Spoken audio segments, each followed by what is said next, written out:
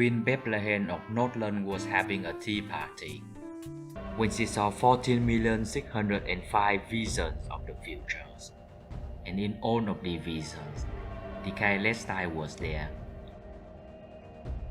So she decided to invite him to the New Year celebration in Northland, along with Kalin. Vice were not invited, but she invites herself as family member of Kalin. The party missed the last carriage, so they had to cross the border on foot. Luckily, they ran into Lola and got to ride on her sled. Now, if you had seen the last time our protagonist was on a vehicle, not a Colossus, you know what is about to come down. So the sled crashed into the first episode of Goblin Slayer. And since we can't have Goblin Slayer in this Christian game, the Navigator pulled his plot armor and summoned Queen Deus Ex Machina to rescue them. On the carriage with the Queen, her handsome assistant Novio gave the Navigator a hitchhiker guide to existential crisis in order to cure insomnia. The book gave the Navigator a vision of Erebos during its downfall. A powerful enemy offered him power to save himself and the other Celestines.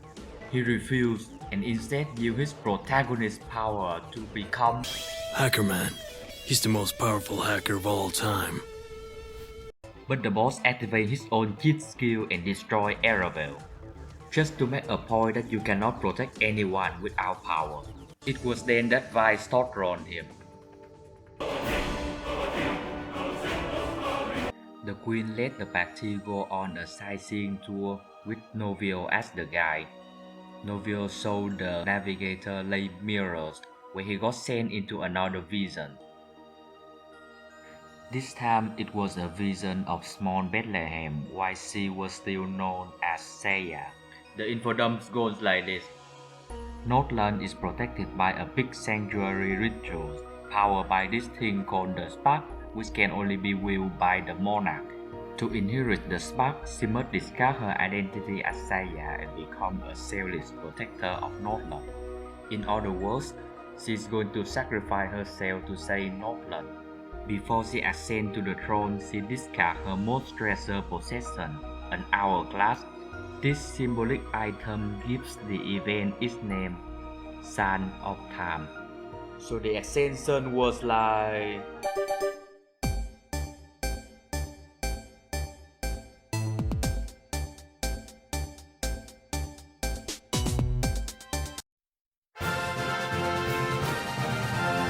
The Queen's first job is to reactivate the sanctuary.